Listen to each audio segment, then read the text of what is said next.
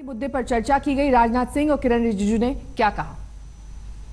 एक latest advisory जो हमारे गृह मंत्रालय से जारी की गई है फरवरी 2018 को, और उस एडवाइजरी में स्टेट गवर्नमेंट से ये अपेक्षा की गई है कि जितने भी रोहिंग्याज यदि आपकी स्टेट में हैं तो उनकी इन्यूमरेशन यानी उनकी गणना करें कि कितने रोहिंग्या आपकी स्टेट में हैं, साथ ही उन्हें आप आइडेंटिफाई भी करने का काम करें और एक जगह उनको कन्फाइन करें।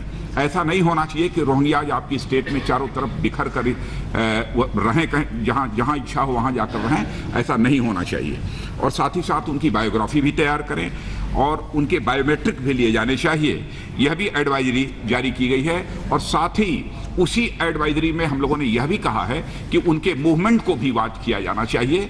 इसलिए पूरी सावधानी यह स्टेट्स बरतें, इस संबंध में एडवाइजरी जारी की जा चुकी है। हम लोग इस सदन में पहले भी बता चुके हैं कि जो रोहिंग्यास है वो इस देश में रेफ्यूजी के स्टेटस नहीं है, वो इलीगल माइग्रेंट्स के रूप में यहाँ आए हैं और जो इलीगल है उसके एंट्री इलीगल है, उसके यहाँ रहना इलीगल है, तो उसको सरकार की तरफ से कोई सुविधा देने का सवाल ही पैदा नहीं होता है। दूसरा ये कि हम जो सरकार है संविधान के मुताबिक हम भारतीय जो है, जो इंडियन सिटीजन है, उसको पहले हम तवज्जो देंगे, उनका राइट्स का हम पहले ध्यान रखेंगे।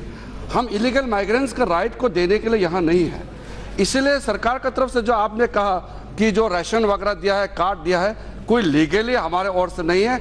अगर कोई इस तरह का इलीगली कोई रजिस्ट्रेशन हुआ है या कोई रजिस्ट्रेशन जो फेक और किसी गलत तरीके से किए हैं तो उसका खिलाफ कार्रवाई किया जाएगा। तो आपने देखा किस तरह से एनआरसी का मामला संसद के दोनों सदनों में गूंजा, चाहे वो लोकसभा हो या फिर राज्यसभा। इससे पहले हमने देखा कि शिवसेना के सांसद अरविंद सावंत ने भी इस मसले पर अपनी बयान दिया और टिप्पणी की। रोहिंग्या को 1982 में म्यांमार के सरकार ने उनको नागरिकत्व देने के बारे में मना कर दिया। उसके बाद में वहाँ नरसंहार हुआ, आंदोलन हुए, पुलिस चौकी फूकी गई, हिंदुओं को मारा गया, बौद्धों के साथ लड़ाई हुई। अब वो वहाँ से भागकर बांग्लादेश में आए, वहाँ से हिंदुस्तान में आ गए। अब हिंदुस्तान में आए तो आए, वो कहाँ पूरे देश में फैल गए। वो जम्मू कश्मीर में है, वो दिल्ली में है, राजस्थान में है, उत्तर प्रदेश में है, हैदराबाद में है, मुंबई में बांग्लादेशी लोग हैं। मैडम स्पीकर, ये बहुत ही गंभीर विषय है। जम्मू कश्मीर में तो इनकी एक घनी बस्ती बनी जिसमें रोहिंग्या और बांग्लादेशी इकट्ठा है। उनको सारी चीजें मिल गई, उनको रेशन कार्ड मिला, बिजली मिली, पानी मिली, अभी आधार कार्ड पर मिला। अब तो ऐसे होगा कि आगे चलकर अपने चुनाव भी लड़ सकते हैं ये लोग। सारी चीजें उनके पास है, वोटिंग कार्ड भी है। क्योंकि अवैध घुसपैठियों का मामला मुख्य तौर पर असम और पश्चिम बंगाल से जुड़ा हुआ है। पश्चिम बंगाल से आते हैं बाबुल सुप्रियो, उनसे बात की हमारे संवाददाता सुधांशु मिश्रा ने। इस तरीके से टीएमसी का विरोध, आसाम में जिस तरीके से एनआरसी लागू की रिपोर्ट आई है, उसको लेकर टीएमसी का विरोध, तो टीएमसी तो विरोध करेगी ना। ये आप 71-71 के आसपास के आंकड़े देखेंगे, क्रेडिबल डेटा देखेंगे तो बताया जाता है कि 1 करोड़ के करीब शरणार्थी जो है वो इंडिया में उन्होंने स्थान लिया था। वो इंडिया आए थे, उसमें से 3/4 यानी कि 74 लाख के करीब लोग बंगाल में वो आए थे और असम तो बहुत बाद में आता है। उस टाइम पे शायद जो भी आंकड़ा था 74 लाख तो बंगाल के लिए था। और हमने बचपन से ये देखते हुए आए हैं कि कैसे गंगा किनारे इधर उधर कैसे हटमेंट्स खड़े हो गए और कैसे हजारों लोग वहाँ पे आके बस्ती बना दिए, कैसे उनको राशन कार्ड से लेके वोटर कार्ड्स दिए गए और कैसे लेफ्ट ने उन्हें अपने वोट बैंक पॉलिटिक्स के लिए यूज़ किया। अब ममता बनर्जी का जो डेंजरस अपीसमेंट पॉलिटिक्स है, दोनों को अगर साथ में जोड़ेंगे और टोपोग्राफी के लिए अगर आप देखेंगे कि कैसे आसाम का जैसे पोरस लंबा बाउंड्री बांग्लादेश के साथ है, वैसे ही बंगाल में भी एक पोरस लॉन्ग बाउंड्री है। तो चर्चा ज़रूर हो सकती है और ये आप लोगों ने दिखाया, कोई बीजेपी के बनाया हुआ डॉक्यूमेंट्री नहीं है कि इवन द डेंजरस रोहिंग्यास, उन्हें भी दीदी के लोगों ने दीदी के निर्देश पर बंगाल में बहुत अच्छे से लालन पालन किया है। तो ये चर्चा देश हित में, देश की सिक्योरिटी के लिए डेफिनेटली हो सकती है। और वोट बैंक के लिए तो और क्या है उनका, वो जो कर रही है वो पॉलिटिक्स है। हम जिसकी बात कर रहे हैं वो जमीनी हकीकत। उधर असम का मसला सुलझा नहीं है, बल्कि बीजेपी ने बंगाल का मसला छेड़ दिया है, क्योंकि बीजेपी ने कहा है कि अगर उनकी सरकार बनी तो बांग्लादेशियों को बाहर जाना ही होगा। वहीं टीएमसी ने भी इस पर पलटवार किया। কোর্টের নির্দেশে এখানে সিবিআই ইডি লাগলে তখন কষ্ট হয়, ওখানে নাগরিক পঞ্জি লাগলে কষ্ট হয়। কে ভোটের রাজনীতি করছে? তোমাদের কথা কষ্ট আছে, আমি বলে দিচ্ছি যে বিজেপি বাংলায় কোনদিন ক্ষমতায় আসে এখানে এনআরসি করবে, গলা ধাক্কা দিয়ে সব পাঠা বাংলাদেশ পাঠাবে। অপেক্ষা করুন, যার চিৎকার করছেন, আর তাদের যে সাপোর্ট করলো তাকেও গলা ধাক্কা দেবো। Dilip Ghosh has threatened Bengalis because Bengalis do not vote for a party of outsiders and a party of communal fascists and riot mongers like the BJP. If BJP, a party of outsider riot mongers and money bags, come to foment trouble in the holy soil of Bengal, Bengal and Bengalis will give them a response that they will never forget. That their 14 coming generations of BJP and their riot mongers will never forget. तो इस तरह की धमकियां भी दी जा रही हैं। वहीं आरएसएस नेता इंदेश कुमार ने कहा कि घुसपैठियों को कैंसर मत बनने दो, उन्हें बांग्लादेश भेज दो। अगर ये संख्या 50 लाख या 1 करोड़ है देश में या 2 करोड़ है, पता लगेगा। तो इसका मतलब है इतना रोजगार हिंदुस्तानियों का छिन गया है। जो नेता इन प्रश्नों को उठा रहे हैं वो इन प्रश्नों का उत्तर दें कि घुसपैठ से इस देश के जो लाखों लाख SC, ST, OBC और अल्पसंख्यकों के रोजगार को छीन लिया गया है। तो इसका मतलब वो नेता हिंदुस्तानियों के दुश्मन हैं और विदेशियों के दोस्त हैं।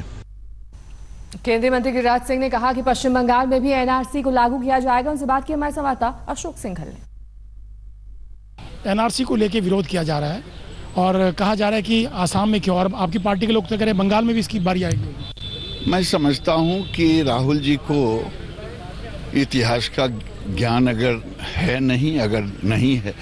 है तो भ्रम कर रहे हैं।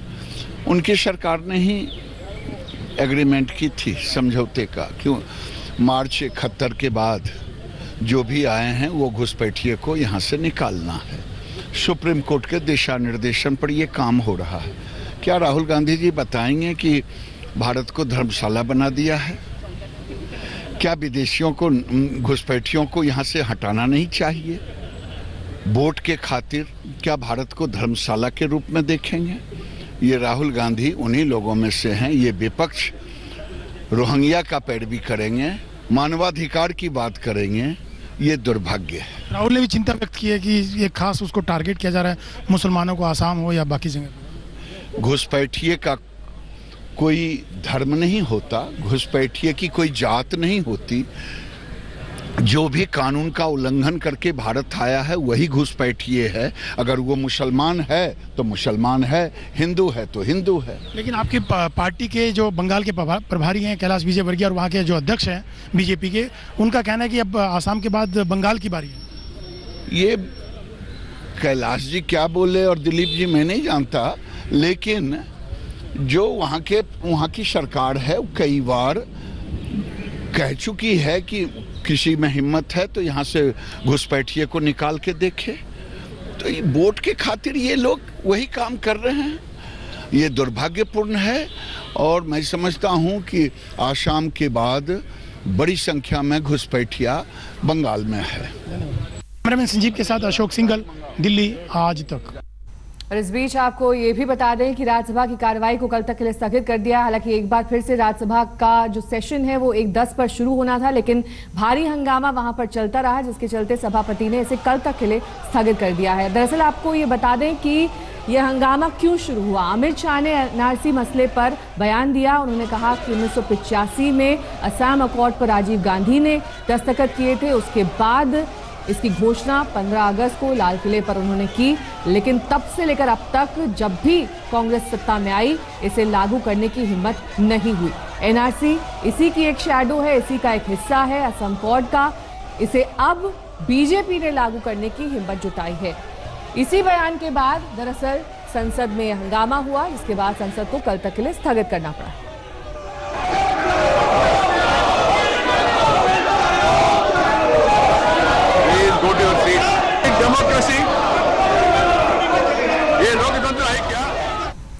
वहीं हैदराबाद के गोशा महल से बीजेपी विधायक राजा सिंह ने कहा कि अवैध बांग्लादेशी घुसपैठियों को वापस भेजना चाहिए, नहीं तो गोली मार देनी चाहिए। इस तरह का बयान बीजेपी एमएलए ने दिया है। उन्होंने कहा कि नहीं जाते हैं तो घुसपैठियों को गोली मार दी जाए।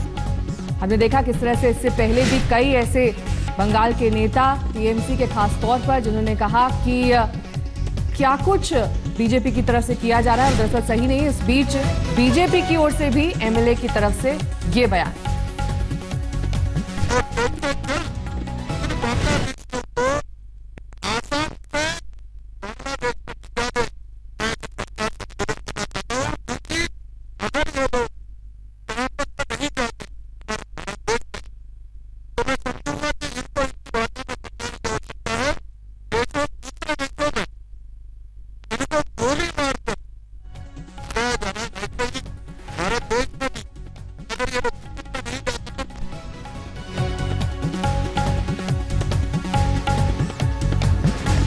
बीजेपी एमएलए राजा सिंह का विवादित बयान, उन्होंने कहा है कि अगर खुद से नहीं जाते हैं तो गोली मार देनी चाहिए इन बांग्लादेशियों को और अवैध घुसपैठियों को। और इस बीच आपको बता दें कि अब से कुछ ही देर पहले राज्यसभा में अमित शाह ने यह कहा कि 40 लाख अवैध घुसपैठिए, उन्हें क्यों विपक्ष की कई पार्टियां बचा रही हैं, उन्हें क्यों शरण दे रही है, ये उनकी समझ से परे है। और इस बीच हमने संसद के बाहर भी देखा किस तरह से टीएमसी के सांसद, साथ ही समाजवादी पार्टी के कई नेता इस तरह से आंदोलन कर रहे थे। एक तरह से वहां पर नारेबाजी लगातार की जा रही थी संसद के बाहर। बाकायदा पोस्टर बैनर के साथ ये तमाम सांसद मौजूद थे। समाजवादी पार्टी, टीएमसी और लेफ्ट के भी कई नेता इस विरोध प्रदर्शन में शामिल हुए। दो तस्वीरें आपके सामने, किस तरह से आज भारी हंगामे की भेंट संसद के दोनों सदन चढ़ गए। मायावती ने इस बीच क्या कुछ कहा एनआरसी के मुद्दे को लेकर, सुनिए। 40 लाख से अधिक धार्मिक व भाषाई अल्पसंख्यकों की नागरिकता को लगभग समाप्त कर दिया गया है और इस प्रकार केंद्र व असम में अपनी स्थापना का एक प्रमुख उद्देश्य बीजेपी एंड कंपनी ने प्राप्त कर लिया है। असम राज्य में वर्षों से रहने के बावजूद अगर वे लोग अपनी नागरिकता के संबंध में कोई ठोस सबूत नहीं दे पाए हैं तो इसका मतलब ये नहीं है कि उन लोगों से उनकी नागरिकता ही छीन ली जाए। बहुत सावधानी बरतने की जरूरत है। जल्दबाजी में नाम किसी का काट दिया जाए तो जाएगा कहाँ फिर ये? मान लीजिए वो हमारे देश का नहीं है तो अपने देश में चला जाए, लेकिन हमारे देश के ही व्यक्ति का अगर नाम काट दिया जाएगा तो अब फिर कहाँ रहेगा जाके वो? This is the problem. और वो सारे लोगों के सामने है, उनके बच्चों के सामने होगी। तो मैं आपके माध्यम से माननीय गृह मंत्री जी से चाहूँगा कि इसको ठीक तरीके से दिखवा लें और अगर कोई सबूत हैं लोगों के पास वैलिड तो उनके नाम को उसमें जोड़ने के आदेश जरूर दिए जाएं। लेटेस्ट खबरों के लिए यूं ही देखते रहिए आज तक और इस वीडियो के पसंद आने पर लाइक, शेयर एंड सब्सक्राइब करना ना भूलें।